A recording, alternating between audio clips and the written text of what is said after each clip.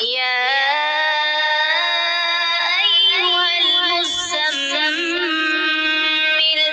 قم الليل إلا قليلا نصفه أو انقص منه قليلا أو زد عليه ورتل القرآن ترتيلا إنا سنلقي عليك قولا ثقيلا إن ناشئة الليل هي أشد وطئا وأقوم قيلا إن لك في النهار سبحا طويلا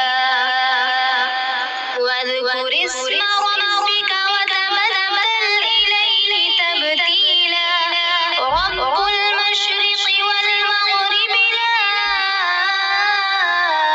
إله إلا هو فاتخذه وكيلا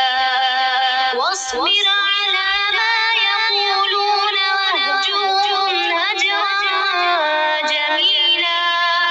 وذرني والمكذبين أولي النعمة ومهلهم قليلا إن لدينا أنكالا وجحيما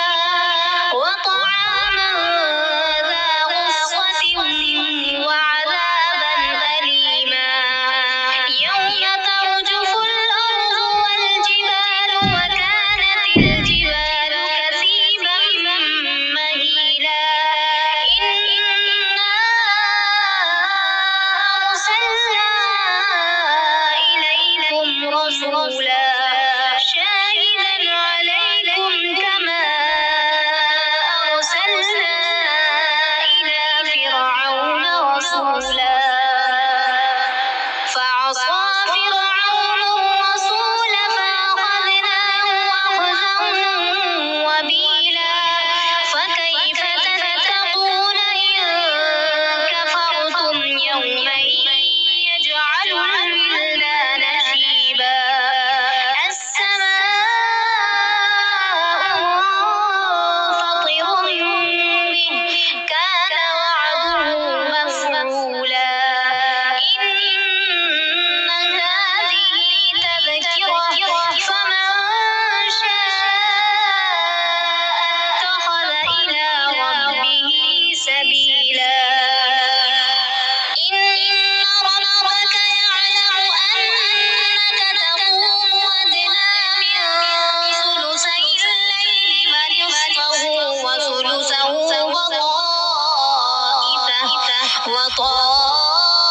وطائفة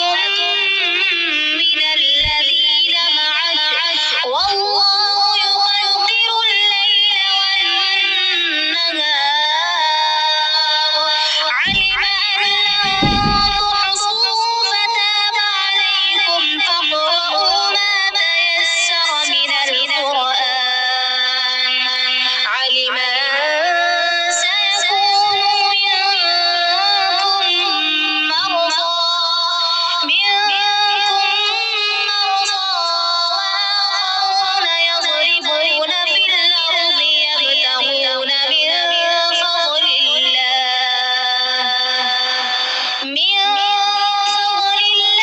وآخرون يقاتلون في سبيل الله فاقرؤوا ما تيسر منه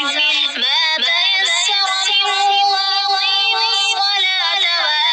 الصلاة وآتوا الزكاة وأقرضوا الله قرضا حسنا